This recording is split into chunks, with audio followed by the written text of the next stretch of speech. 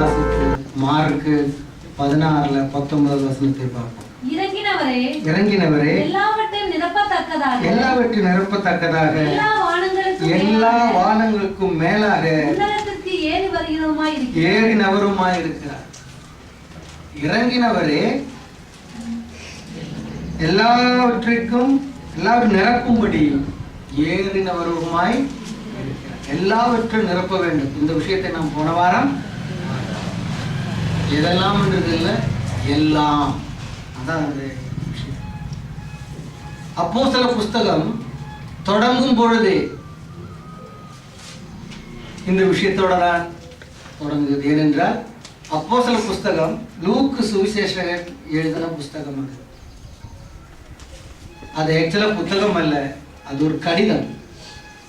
தன்னுடைய நண்பன் தியோபிலுக்காக எழுதப்பட்ட 2வது கடிதம். முதல் கடிதம் தான் லூக்கா சுவிசேஷம், 2வது கடிதம் தான் அப்போஸ்தலர் புஸ்தகம். இதில் முக்கியமா எழுதும்போது அவர் தொடங்குகிறார் 1ஆம் அதிகாரத்தினுடைய 9வது வசனத்தில். அப்போஸ்தலர் புஸ்தகம் 1ஆம் அதிகாரம் 9வது வசனம். இவைகளை அவர் சொன்ன பின்பு அவர்கள் பார்த்து கொண்டிருக்கையில் உயரை எடுத்துக்கொள்ளப்பட்டார். மார்க்கு சுவிசேஷத்துல உயரை எடுத்துக்கொள்ளப்பட்டார் என்றார்கள்.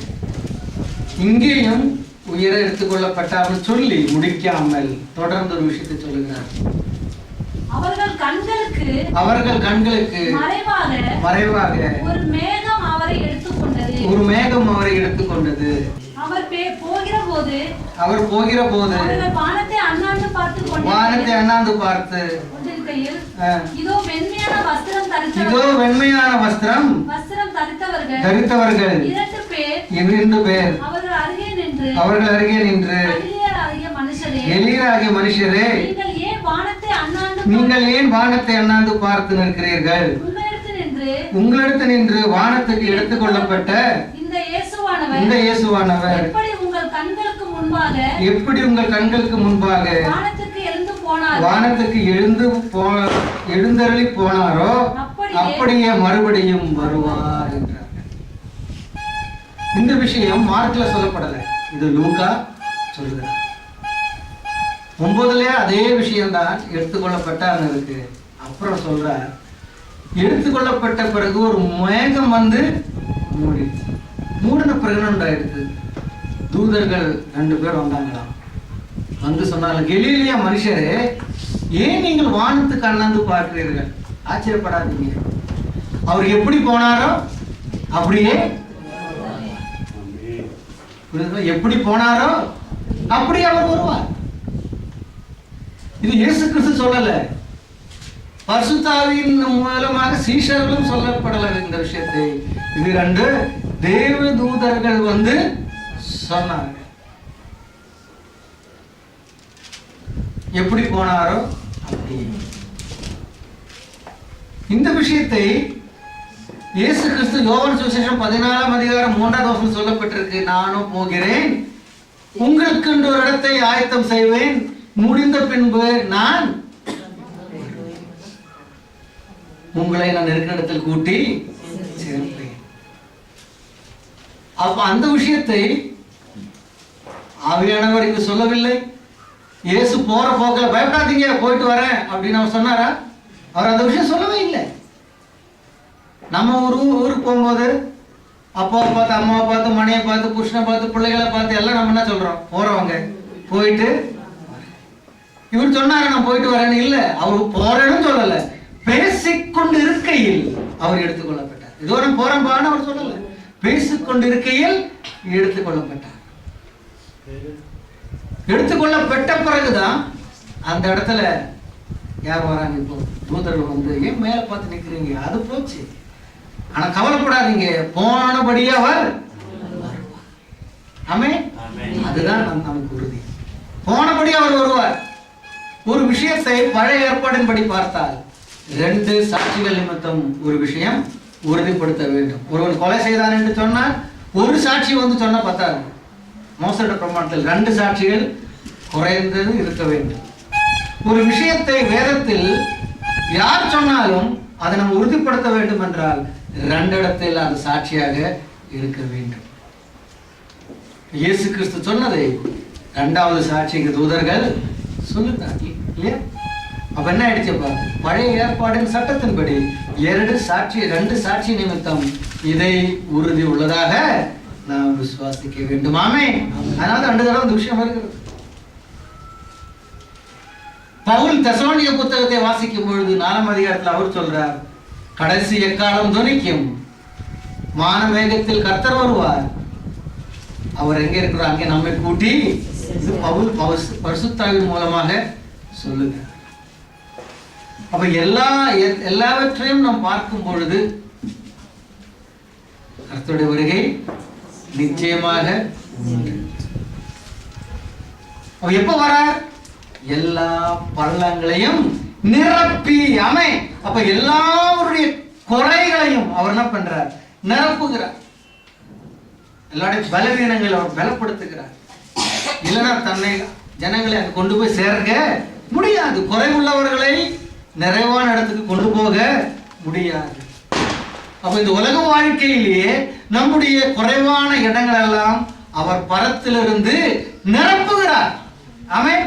அதாக சொல்லப்பட்டிருக்கு 10வது வசனத்துல, இறங்கினவர் ஏறினவராகவும் எல்லாவற்றையும் நிரப்பத்தக்கவராகவும் அப்படிதான் அந்த வசனம் சொல்லுவார். அப்ப நம்முடைய குறைவை அவர் நிரப்பி ஆயிடுச்சு, நிரப்பியாச்சு. இனிமே இருந்தனா இடம் மறுபடியும் குறைச்சிக்கிட்டு இருக்கு. அப்ப எப்போ அந்த நிறைவேறுதல் ஆகுதோ அப்ப அவர் என்ன பண்றார்? மத்தியாகாயத்தில் வந்து நம்மை கொண்டு போறார். ஆமென். இதுதான் அங்கு நடக்கின்ற ஒரு விஷயம். ஒன்று ஆவிக்குரிய அர்த்தத்தில் புரிந்து கொண்டோம். இது சரீர பிரகாரமாக நடக்கின்ற ஒரு விஷயம். இன்னொரு விஷயம், இதுக்கு சம்பந்தப்பட்டு நாம் பார்க்கும் பொழுது இதற்கு ஒரு மகிமை இருக்கு இந்த விஷயத்துக்கு. அதாவது பிலிப்பின் புஸ்தகம் 2ஆம் அதிகாரம் 9-10 வசனத்தை வாசிக்கும் பொழுது அங்கு ஒரு விஷயத்தை நாம் பார்க்கின்றோம். ஆதலால் தேவன் எல்லாவற்றுக்கும் மேலாக அவரை உயர்த்தி இயேசுவின் நாமத்தில் வானோர் பூதலத்தோர் பூமியின் கீழானவர்களுடைய முழங்கால் யாவும் முடங்கும்படிக்கு அவரை எல்லாவற்றுக்கும் மேலாக உயர்த்தினார். இங்க இன்னொரு விஷயம் நம்ம நல்லா யோசிக்காத ஒரு விஷயம் தேவன் யோசிக்கும்படி செய்கிறார். வானோர் பூதலத்தோர் எல்லாருடைய முழங்காலும். ஓகே, பூமியின் கீழானோர் யார்? நல்லா யோசித்து பாருங்க. அவர்களுடைய முழங்காலும் மடங்கணுமா? பூமியின் கீழானோர். அது யார்? பூமியின் கீழே உள்ளவர்கள். இயேசு கிறிஸ்து சிலுவையில் ஜெயம் எடுக்கும் முன்னே இறந்தவர்கள். அவருடைய ஆத்துமா அங்கு இருக்கு. அங்கு போய் இவர் சுவிசேஷத்தை பிரசங்கம் பண்ணும் பொழுது அவர்களுடைய முழங்காலும் முடங்கும். ஆமென். நல்லா பாருங்க, ரகசியத்தை அவர் சொல்லுகிறார். இன்றைக்கு அநேகருக்கு தெரியல. இயேசு கிறிஸ்து அவர் 3 நாள் நல்ல சமாதியில போய் தூங்கிட்டாருன்னு நினைக்கிறாங்க. அல்ல, அவர் வானோர் எல்லாருடைய முழங்காலும் மடங்கு. அது மட்டுமல்ல, பூமியின் கீழானோருடைய முழங்காலும். பூமியின் கீழே யார் இருக்கு? அது கீழே இருக்கா மேல இருக்கா நமக்கு தெரியாது. ஏன் கீழே வந்திருக்குன்னா நம்ம புதைக்கிற எங்க பூமிக்கு உள்ள. அப்ப நம்ம நினைக்கிறோம் அதுக்குள்ள இருக்கு. அந்த ஆத்துமா கீழே போதா மேல போதா இல்ல சூரியன் பக்கத்துல உட்கார்ந்துட்டு இருக்கானா நமக்கு. ஆனா ஒரு இடத்தில் இருக்கு. அந்த இடத்தில் உள்ளவர்களுடைய முழங்கால், அதான் அர்த்தம். அப்ப நம்மை விட்டு பிரிந்தவர்களுடைய முழங்காலும் கர்த்தர் முடங்கும்படி செய்தார். அவங்களுக்கு முடங்கியாச்சு. வானத்தில் உள்ளவர்கள் தூதர்களுக்கு சொல்ல வேண்டிய அவசியம் இல்ல, அவங்கெல்லாம் தெரிஞ்சிருச்ச விஷயம். ஆனால் உயிரோடு இருக்கிற நமக்கு தான் விஷயம் புரியாமல் இருந்தது. ஆனால் புரியும்படி வைத்தாங்க. அநேகர் புரியாமல் இருக்கிறார்கள். அப்ப நாம் எவ்வளவு விசேஷித்தவர்கள்! அல்லேலூயா! எவ்வளவு விசேஷித்தவர்கள் நாம். அவர் வரப்போகிறார். அப்போ நம்ம என்ன செய்யணுமா? ஒன்று நம்ம பார்த்தோம் ஆவிக்குரிய விஷயம், அவர் உயிர் தேர்ந்தெடுக்கப்பட்டார் என்றது. அப்புறம் பிறகு பார்த்தோம், இது சரீர பிரகாரமாகவும் நடந்த ஒரு விஷயம். இது ஏனென்றால் மகிமைக்குரிய ஒரு விஷயம் இருக்கு. நாம் அவரை வணங்க வேண்டும், நாம் அவரை ஆராதிக்க வேண்டும்.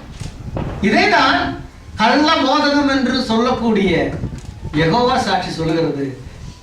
இயேசுவை நீங்கள் வணங்க வேண்டாம், இயேசுவை நீங்கள் ஆராதிக்க வேண்டாம், யெகோவா தேவரை மட்டும்தான் நீங்கள் ஆராதிக்க வேண்டும், இயேசு கிறிஸ்துவனவர் நம்மை போல ஒருவர் தான் என்று சொல்லி கள்ள போதகத்துக்குள் வழி நடத்துகிறார்.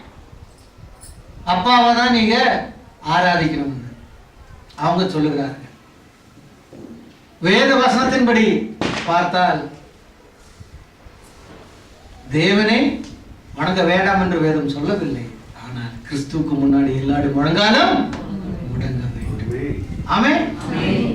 கிறிஸ்துவ வணங்கு நிமித்தம் தான் தேவனை வணங்க முடியுமே தவிர கிறிஸ்துவை ஒருவன் வணங்காமல் தேவனை வணங்கவே முடியாது. அப்ப கிறிஸ்துவை வணங்குறவன் தேவனை வணங்குகிறான். அப்ப கிறிஸ்துவை யார் என்று புரிந்து கொள்ள வேண்டும் என்று மறுபடியும் வருது அடுத்த வசனத்துல 11ஆம் வசனம் வாசிக்கும். அப்ப நம்ம பார்க்கலாம், சாத்தான் என்ன பண்ணா, இப்படி இருந்தா இவர்கள் யாரும் யெகோவா மட்டும் வணங்க மாட்டாங்க, இது என்ன பண்ணலாம், ஒரு சவுச்சாவை பண்ணி கொடுக்கலாம். இயேசுவை கடைசி காலத்துல அப்பாவை மாத்தி ஏசப்பான்னு வணங்குறாங்க. என்னாச்சு, இதுவும் இல்லை, அந்த ப்ராப்பர் சேனல் அங்கு இல்லை. எல்லா விஷயத்துக்கும் ஒரு ப்ராப்பர் சேனல் இருக்கு. உலக பிரகாரமா இருக்கட்டும், ஆவிக்குரிய பிரகாரமா இருக்கட்டும். எந்த இப்போ நீங்க ஒரு வேலை செய்யறதா இருந்தா ஃபர்ஸ்ட் சூப்பர்வைசர் கிட்ட கேட்க, அதுக்கப்புறம் ஃபார்மேன், அப்புறம் மேனேஜர், இல்லையா? இப்படி ஸ்டெப் பை ஸ்டெப்பா தான் மேல போகுது. ஆவிக்குரிய விஷயமும் அப்படிதான்.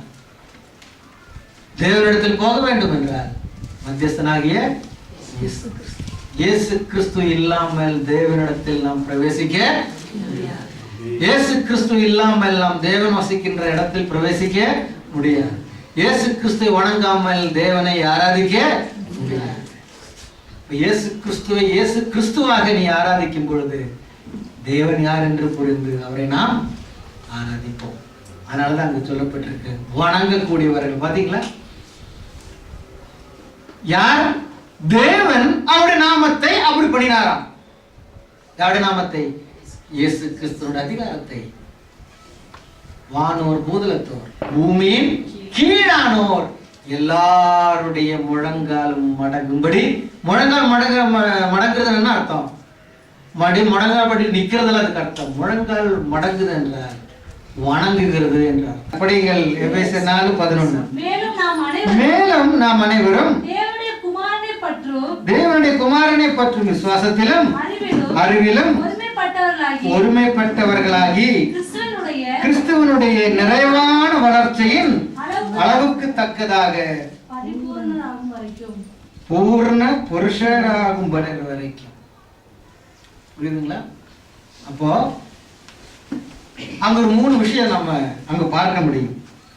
மேலும் நாம் அனைவரும் தேவனுடைய குமாரனை பற்றும் என்னது விசுவாசத்திலும், அந்த விசுவாசம் வைக்கும் பொழுது நமக்குள் ஒன்று வளர்ந்து கொண்டு வருகிறது. என்னது?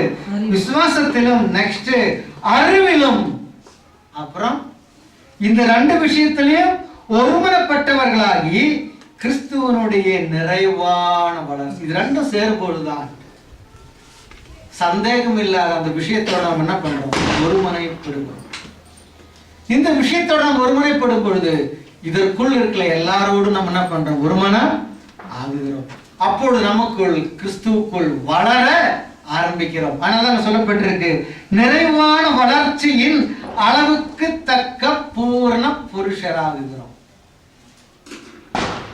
வளர்ச்சியின் அளவுக்கு தக்க. நல்ல புரிச்ச குறைவு யாரிடத்திலையும் இல்லை. ஒரு 10 அடி விசுவாசம் உயர்ந்திருக்கிறானா அப்படின்னா அர்த்தம் அவன் அந்த 10 அடி விசுவாசத்தில் வளரும்படியான அறிவில் அவன் வந்திருக்கிறதுனால எந்த அளவுக்கு அறிவு அவனுக்குள் வந்திருக்கோ அந்த அளவுக்கு அவன் பரிபூர்ணத்துக்குள் வந்திருக்கிறான். பூர்ண புருஷத்துக்குள் வந்திருக்கின்றான். ஒரு அடி தான் வந்திருக்கிறான ஹைட்டு விசுவாசத்துல, அந்த அளவுக்கு தான் அறிவிலும் வளர்ந்திருக்கிறான். அப்ப அறிவு எந்த அளவுக்கு வளர்ந்திருக்கோ அந்த அளவுக்கு தான் வளர்ந்திருக்கிறான். அப்ப அறிவு வளர வேண்டும் என்றால் அவருடைய விசுவாசத்தில் எந்த அளவுக்கு உனக்கு ஒருமுனைப்பாட்டு இருக்கோ அந்த அளவுக்கு தான் அறிவு உன்னிடத்தில் வருகிறது. ஆமென். பாருங்க, விசுவாசம் வைக்காமல் அறிவு நமக்குள். இன்றைக்கு வேத பண்டிதர்கள் அநேகர் உண்டு. பைபிள் காலேஜில் நீங்க பாத்தீங்கன்னா ஒரு பைபிள் காலேஜ் ப்ரொஃபசர் சொல்ற,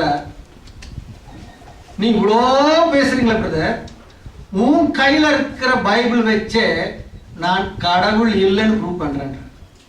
சொல்றது யார்? பைபிள் காலேஜில் PhD எடுத்த ஒரு ப்ரொஃபசர். உனக்கு நாங்க 2 பேரும் ரொம்ப நேரம் டிஸ்கஸ் பண்ணும்போது சொன்னாங்க, இவ்வளோ நீ பேசுற, உன் கையில் தேவனுடைய வார்த்தை என்று சொல்லக்கூடிய வேதத்தை வைத்து நீ பேசுகிறீ, அதே வேதத்தை வைத்து நான் கடவுள் இல்லைன்னு ப்ரூவ் பண்றேன். அப்ப ஞானம் என்ன ஆயிடுச்சு? இப்போ ஞானம் உண்டு, அறிவு உண்டு. நல்லா புரிஞ்சுக்க, அந்த வசனத்துல விஷயம் இருக்கு. ஆனா என்ன இல்லை? விசுவாசம் இல்லை. ஆனா வேதத்தை பத்தி உள்ள எல்லா அறிவும் விசுவாசம் இல்லை. அப்ப என்ன பிரயோஜனம்? அப்ப எங்க இருந்து நீ கிறிஸ்துவில் பூர்ண புருஷனாய் வளர முடியும்? முன்னால முடியுமா? அப்புறம் எங்க உனக்கு ஒரு முனைப்பாடு உண்டாகும். அதனாலதான் இயேசு கிறிஸ்து விஷயம் சொன்னார், தேவனே உலக ஞானிகளுக்கும் சமூகத்தில் பெரியவர்களுக்கும் இதை நீ விளக்காமல் மேய்ப்பர்களுக்கும் பாலகர்களுக்கும் இதை நீ விளக்கினீராமே. உலகத்தில் ஞானிகள் அநேகர் உண்டு, அவர்களுக்கு இது விளங்கவில்லை, வேதத்தை படிக்கிறார்கள். அப்ப ஞானம் இருந்து பிரயோஜனம் இல்லை. தேவனுடைய வார்த்தை எனக்கு அக்குவர் ஆணிவர தெரியும்னு சொல்லி பிரயோஜனம் இல்லை. விசுவாசம் இல்லைன்னா கிறிஸ்துவனுடைய பூர்ண வளர்ச்சியை பூர்ண புருஷனாக உன்னால வளர முடியாது. அதனால அவன் சொல்லியிருக்கிறார், அந்த அளவுக்கு தக்கதாக அவன் அந்த அளவுக்கு வச்சிருக்கிறான், அந்த அளவுக்கு தக்கதாக தான் அவனும் வளருவான். அந்த ப்ரொஃபசர் அந்த அளவுக்கு வச்சிருக்கிறார் விசுவாசத்தை, அந்த அளவுக்கு தான் அவனும் விசுவாசத்தில் வளருவான். நாம் எந்த அளவுக்கு வைத்திருக்கிறோம் கிறிஸ்துவை, அந்த அளவுக்கு நாம் அவருடைய ஞானத்தில் பழகி பெறுகிறோம். ஆமென். அதுதான் விசுவாசம் என்றால் காணப்படாதவைகள் நிச்சயமும் நம்பப்படுவர்களின் உறுதி என்று சொல்லப்பட்டிருக்கு. இதெல்லாம் பார்த்து விசுவாசிக்கிறான், அது விசுவாசமே அல்ல. இதற்கு சம்பந்தப்பட்ட ஒரு விஷயத்தை நாம் பார்க்கும் பொழுது, ஏன் நாம் விசுவாசிக்க வேண்டும்? காணாத பொருள் மேல் நாம் ஏன் வைக்கணும்? எனக்கு நான் எந்த குறையுமே இல்லையே அநேகர் சொல்லுவார்கள். நான் ஏன் விசுவாசிக்கணும்? இவ்வளவு எல்லாம் கஷ்டப்படணும்? காணாத பொருள் மேல உறுதியா இருந்து நம்பப்படுகிறவர்கள் நிச்சயமா எல்லாம் வச்சு தெரிய, ஏப்பா இந்த பாடலாம் இருக்கா, வாழணும், இல்லையா போயிடணும். இப்படி வரும் பொழுது ஏன் நான் விசுவாசிக்க வேண்டும்? திட்டவட்டமா இந்த உலகத்தில் ஒரு விசுவாசி வாழணுமா? அவனுக்கு போராட்டங்கள். அப்ப உன்னுடைய விசுவாசம் எதின் மேல் எப்படி நீ வைக்க வேண்டும்? அதான் அந்த 11 வாசிக்கும்போதுன்னா, அனைவரும் தேவனுடைய குமாரனை பற்றும் விசுவாசம் அங்க அதான் சொல்லப்பட்டிருக்கு. அப்ப நீ விசுவாசம் வைக்க வேண்டியது அவசியம். ஏன்? 1 யோவான் புஸ்தகம் 5ஆம் அதிகாரத்தினுடைய 5வது வசனத்தை நாம் பார்க்கும் பொழுது, நாம் ஏன் விசுவாசம் வைக்க வேண்டும் என்று அங்கு திட்டமாக சொல்லுகிறார். இயேசு கிறிஸ்துவை தேவனுடைய குமாரன் என்று எவன் விசுவாசிக்கிறானோ அவன் இந்த உலகத்தை ஜெயிக்கிறவனாக இருக்கிறான். ஆமென். உலக வாழ்க்கையில் ஜெயம் வேணுமா? 1 யோவான் 5:5 திட்டமா சொல்லியிருக்கு. இதுல விசுவாசம். உலகத்தில் உனக்கு ஜெயம் பெற்ற வாழ்க்கை வாழணுமா? சும்மா ஜெபிக்கிறது, ஆண்டவரே வாழ்க்கையில் ஜெயம் தாரும் ஆண்டவரே, விசுவாசம் எங்க வச்சிருக்கிற? நல்லா யோசித்துப்பார். இயேசுவை நீ யார் என்று பார்க்கிறாய்? யோசித்துப்பார். அங்கு திட்டமா சொல்லப்பட்டிருக்கு, இந்த உலகத்தை நீ ஜெயிக்க வேண்டும் என்றால் என்ன சொல்லுதா? இந்த இயேசு கிறிஸ்துவை தேவனுடைய குமாரன் என்று எவன் விசுவாசிக்கிறானோ அவனை உலகத்தை ஜெயிப்பவனாக இருக்கிறான். ஆமென். உலகத்தை ஜெயிக்கக்கூடிய கீ நம்ம கையில இருக்கு, ஆனா உபயோகிக்க மாட்டோம். அநேக இடத்துல அங்கதான் இருக்கு. நம்முடைய விசுவாச கண்களால் பார்க்கும் பொழுது இயேசுவை தேவன் என்று நாம் பார்க்கிறோம். அங்கதான் தப்பு செய்யறோம். அது புரிந்து கொள்ள வேண்டிய விஷயம். இயேசு கிறிஸ்து தான் தேவாதி தேவன் என்று நீ புரிந்து கொள். யாரும் அது மறுப்பதில்லை. ஆனால் அவர் மனுஷனாகி பூமியில் வந்த பிறகு அவர் தேவனுடைய குமாரன் என்றுதான் நீ விசுவாசிக்க வேண்டும். அப்பொழுதுதான் நம்முடைய வாழ்க்கையில், உங்களுடைய வாழ்க்கையில், எல்லாருடைய வாழ்க்கையிலும் இருக்கிற போராட்டத்திலிருந்து உங்களுக்கு ஜெயம் பண்ண முடியும். அவர் தேவனாக இருக்குமானால் சிலுவையில் சாகவே முடியாதவரால் இந்த ரகசியத்தை வைத்திருக்கிறார். ஆனால் சொல்லப்பட்டிருக்கு 10 வரும்பொழுது, மேலும் நாம் அனைவரும் அவருடைய குமாரனை பற்றும் விசுவாசத்தில், அவர்கள் மேல் இருக்கின்ற விசுவாசம் அல்ல, அவர் என்று சொல்லப்படுகிற தேவன். அப்ப தேவன் மேல் வைக்கின்ற விசுவாசம் என்று அல்ல அங்க அர்த்தம், நாம் அவருடைய குமாரனின் மேல் வைக்கின்ற விசுவாசம். அதுதான் 1 யோவான் 5 என்று சொல்லப்பட்டிருக்கு. யார் இயேசு கிறிஸ்துவை தேவனுடைய குமாரன் என்று அறிக்கை இடுகிறானோ, தேவன் என்று அறிக்கையிடுகிறவன் அல்ல, தேவனுடைய குமாரன் என்று அறிக்கை இடுகிற இடத்தில் இருக்கிறவன் உலகத்தை ஜெயிக்கிறவனாக இருக்கிறான். உலகத்தை ஜெயிக்க முடியலையா? இதுதான் கீ. இதை வைத்து உன் ஜெபத்தை ஜெபித்துப்பார். உன்னுடைய போராட்டம், உன்னுடைய பலவீனம், உன்னுடைய அவநம்பிக்கை எதுவா இருந்தாலும் உன்னை விட்டது. அங்கதான் விஷயம். அத சாத்தான் இந்த கடைசி காலத்துல கடந்த ஒரு 20-30 வருஷமா அப்படியே அடிச்சிட்டாங்க. இன்றைக்கு உலகம் எல்லாம் அநேகர் 90% சொல்லலாம், இல்லாத அநேக கூட்டங்களும் உண்டு. அவர்கள் எல்லாம் என்னாச்சு? இப்போ எசப்பா எசப்பா பா பா பா. சாதாரண ஜனங்கள் அல்ல, பெரியவர்களே சொல்லுகிறார். அப்ப அதை பார்க்கின்ற விசுவாசம் சொல்லுவார்கள். அதுதான் இங்க என்ன சொல்லப்பட்டிருக்கு வசனம்? அப்ப இயேசு தேவன் இல்லையா? தேவன் தான். அந்த சிருஷ்டி கர்த்தர் இல்லையா? சிருஷ்டி கர்த்தர் தான். அவர் தானே யெகோவா தேவன். ஆமா. அவர் தானே பிதாவாகிய தேவன். ஆமா. அது நீ புரிந்து கொள். அவர் சாதாரண யெகோவா சாட்சி சொல்ற மாதிரி ஏதோ ஒரு சாதா மனுஷன் நினைக்காத. அவர் தான் தேவாதி தேவன். அவர் தான் யெகோவாகிய பிதாவாகிய தேவன். ஆமென். அவர் இல்லாம வேற யாருமே இல்லை. அவர் தான். அதை நீ புரிந்து கொள், ஏற்றுக்கொள். சாதாரண ஒரு மனுஷன், மேரிக்கு யோசேப்புக்கும் பிறந்தவன் இப்படியெல்லாம் நினைக்காத. அவர் தான் தேவாதி தேவன். அந்த மேரியை சிருஷ்டித்தவர் அவர் தான். ஆனால் இயேசு கிறிஸ்துவை சொல்லும் பொழுது அவர் எனக்காக சிலுவையில் மரித்த தேவகுமாரன் என்று நீ விசுவாசிக்க வேண்டும். ஆமென். வேற விசுவாசம் உனக்குள் வர, அதுதான் அந்த திருத்தத்தினுடைய ட்ரிக்கான விசுவாசம். அதை நாம் புரிந்து கொள்ள வேண்டும். அங்கதான் அந்த ரகசியம் பேசுகிறார். புரிந்து கொள்ள வேண்டிய விஷயம், விசுவாசிக்க வேண்டிய விஷயம். இதனால்தான் நாம் விசுவாசிக்கிறோம். இன்னொரு விஷயத்தை நாம் பார்க்கும் பொழுது, எபிரேயருக்குன்னு எழுதப்பட்டிருக்க புஸ்தகம் உண்டு. அதுல எபிரேயருக்கு ஏன் எழுதப்பட்டிருக்கு என்றால், அந்த புத்தகத்துக்கு பேர் எபிரேயர் புத்தகம் வைத்தது என்றால், எபிரேயர்கள் யாரும் இயேசுவை தேவனுடைய குமாரன் என்றோ தேவன் என்றோ ஏற்றுக்கொள்வதும் இல்லை, அறிக்கையிடுவதும் இல்லை. அவங்களுக்கு எல்லாம் மேரி யோசேப்புக்கு பிறந்தார் அப்படிதான் நினைச்சிட்டு இருக்காங்க இன்னைக்கும். அப்ப அவர்களுக்கு எழுதப்பட்ட புத்தகத்தில் ஆவியானவர் முகாந்திரமாக கொஞ்சம் விவரமா எழுதியிருக்கு. அவர் சும்மா நம்ம தேவனுடைய குமாரன் சொல்றது இல்லை, சயின்டிபிக்காக ஒரு ப்ரூஃப் கொடுக்கிறார் ஆவியானவர். எல்லாத்துக்கும் ஒரு ப்ரூஃப் இருக்கு. எபிரேயர் புஸ்தகம் 2ஆம் அதிகாரம் 14-15 வசனத்தை வாசிக்கும் பொழுது அந்த ஒரு விஷயத்தை நம்மால பார்க்க முடியும். ஆதலால் பிள்ளைகள் மாம்சத்தையும் இரத்தத்தையும் உடையவர்களாய் இருக்க அவரும் அவர்களைப் போல மாம்சமும் இரத்தத்தையும் உடையவரானார். மரணத்துக்கு அதிகாரியாகிய பிசாசானவனை தமது மரணத்தினாலே ஜீவகாலமெல்லாம் மரண பயத்தினாலே யாவரையும் விடுதலை பெண்ணும் படிக்கும் அப்படியானார். யார்? தேவாதி தேவன். அப்படி ஆனார். அவர் அப்படியேன்னு சொல்லல இங்க, அவர் அப்படி ஆனார். அவர் முன்னர் எப்படி இருந்தார்? தேவாதி தேவனாக இருந்தார். ஏன் அவர் மாம்சத்தாலும் இரத்தத்தாலும் எலும்பு நரம்பெல்லாம் வச்சு வரணும்? ஏன்னா அவர் அது இல்லாம சொல்ல புரியுதா உங்களுக்கு? ஒரு காலத்தில் அவர் இதெல்லாம் இல்லாமல் இருந்தார். மகிமையில தேவாதி தேவனாக யெகோவா தேவனாக அவர் இருந்தார். ஆனால் அப்படி அவர் இருக்குமானால் இந்த பூமியில் வரவோ மனிதனை விடுவிக்கவோ அவரால் முடியாது. ஏன்னா அவர் இருக்கிறபடியே பூமியில் வந்தாச்சுன்னா மனுஷன் அப்படியே பஸ்மமாயிடுறான். அப்ப அவர் என்ன பண்ணிட்டார்?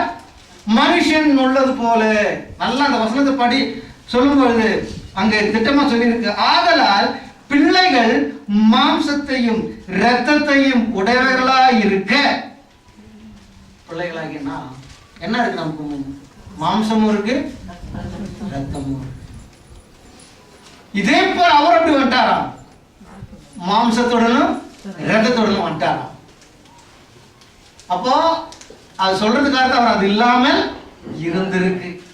அதனால அந்த எக்ஸ்பிளனேஷன் நமக்கு வருது. மாம்சத்துடனும் இரத்தத்துடனும் உடையவர்களாய் இருக்க அவரும் அவர்களைப் போல மாம்சத்தையும் இரத்தத்தையும் உடையவரானார். மரணத்திற்கு அதிபதியாகிய பிசாசானவனை தமது மரணத்தினாலே அழிக்கும்படிக்கும். ஆமென். ஏனென்றால் தேவாதி தேவனுக்கு மரணம் இல்லை. நல்லா புரிஞ்சுக்கங்க. அவர் நேற்றும் என்றும் அனாதியா இருக்கின்ற தேவன் யெகோவா தேவன். அந்த தேவனுக்கு மரணம் இல்லை. அவரை போலதான் நம்மை அவர் சிருஷ்டித்தார். ஆனால் சாத்தான் பாவம் கொண்டு வந்து நமக்குள் மரணம் உண்டாயிற்று.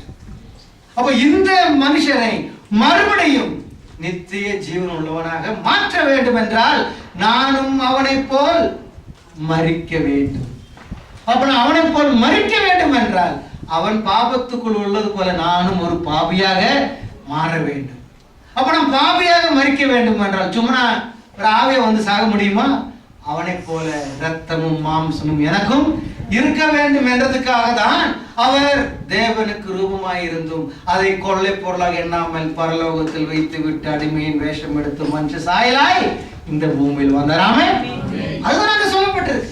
அவர் மாம்சத்தோடும் இரத்தத்தோடும் பூமியில் வந்து சாபம் பாவம் என்ற மரணத்தில் இருக்கின்ற மனுஷனை அதிலிருந்து ரட்சிக்கும்படி சிலுவையில் நமக்காக மரித்தார். அவர் தேவனாக வந்து சாக முடியுமா? அவரை சாக அடிக்கதான் முடியுமா? அப்ப எங்க அந்த மனுஷனுக்கு விடுதலை? அப்ப அந்த தேவாதி தேவன் மனுஷனாக பூமியில் வந்தார். இதுக்குதான். அப்புறம் என்ன நடந்தது? 15வது வசனத்தை வாசிக்கும் பொழுது ஜீவ காலம் எல்லாம் மரண பயத்தினாலே அடிமைத்தனத்துக்குள்ளவர்கள் யாவரையும் விடுதலை பண்ணும்படிக்கும் அப்படியானார். ஆமென். அதான் நம்ம தேவனுக்கு ஒரு பெரிய சாட்சி. வாழ்நாளெல்லாம் நமக்கு ஒரு பயம். பயம் இல்லாத மனுஷன் இல்லை. யாருக்காவது மரிக்கிறான விருப்பம் இருக்குமா? அதான் சில பண்ற அவர் சொல்லுவார், பிரதர் சில சமயத்துல 80 வயசு பாட்டியும் போன் பண்றாங்க, ஐயா கொஞ்ச நாள் நான் ஜீவனோட இருக்கிறேன்னு விண்ணப்பம் பண்ணியா.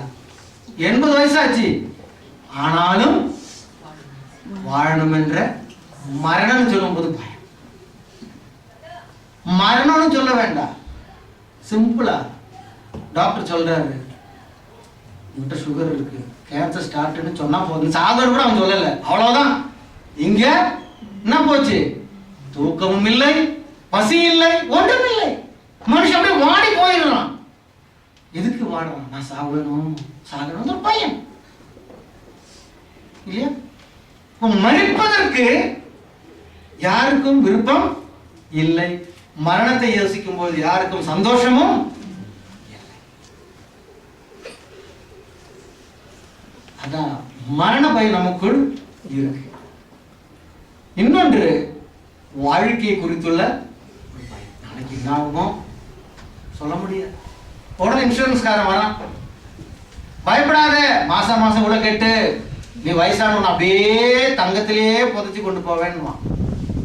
கெட்ட வரைக்கும் தான் அது, கெட்டி முடிஞ்சு காசு கேட்டு பாருங்க, அப்ப தெரியும் உன் சைன் சரியில்லை. நீ இப்படி போட்ட கையெழுத்து அப்படி போடல, உன் இன்ஷியல்ல இந்த பேர்ல இந்த லெட்டர் கம்மி, இப்படி ஒன்னொன்னா சொல்லி நம்மள வருஷ கணக்கில் எடுத்து அடிச்ச காசு. ஆனா காசு கொடுக்கும் போது நீ சைன் இப்படி போடல, சைன் அப்படி போடல சொல்லி வேண்டான்றானா, எப்படி போட்ட நான் கொடு வாங்கி வைக்கிறேன். கேட்கும் போது பாருங்க 1008 சட்டத்தை சொல்லி எப்படியாக இவனுக்கு அது கிடைக்க கூடாதுன்னு தான் நினைக்கிறான். இதுதான் நடக்குது உலகத்துல. பயம் உண்டாக்கி விடுறான். ஆமா கரெக்ட் தானே, பிள்ளைங்க எல்லாம் கைவிட்டாச்சுன்னா எங்க போறது? இப்போ இன்சூரன்ஸ் பண்ணிருக்கோம். அமெரிக்காவில் உள்ள அநேகர் இந்தியாவில் இருக்கிறவங்க ட்ரிக் புரிஞ்சுட்டு என்ன பண்ணிருக்காங்க, புது பிசினஸ். பே 10 lakhs ஃபுல் ரிட்டையர்மெண்ட் லைஃப் நாங்க பார்க்குறோம். 10 லட்சம் கொடுத்தா போதும். அப்போ கணவன் மணிக்கு 20 லட்சம் கொடுத்தாச்சுன்னா நீ 60 வயசுக்குள்ள இந்தியாவுக்கு வந்துரு, நீ சாகிற வரைக்கும் உனக்கு வேண்டியதெல்லாம் நாங்க செய்யறோம். பிள்ளை பார்க்கறானா தகப்பன் பார்க்கறான்னு நினைக்காத. நிறைய கம்பெனி இப்போ அப்படி வருது. எனக்கு தெரிஞ்ச ஒரு ஃபேமிலி கொடுத்துருக்காங்க, 20 லட்சம் பே பண்ணியிருக்காங்க. அதனால அவங்க சந்தோஷமா இருக்கிறாங்க. இந்தியாவுக்கு வந்தா போதும், நாங்க அங்க போய் தங்குறோம், எந்த பிரச்சனையுமே. நீ கொடுத்தது எவ்வளோ? 20 லட்சம். பேங்க்ல போட்டா கூட இன்ட்ரெஸ்ட் எவ்வளவு வருது? 20,000 மாசம் வருது. ஏன் 2 பேரும் சாப்பாடு போட முடியாதா?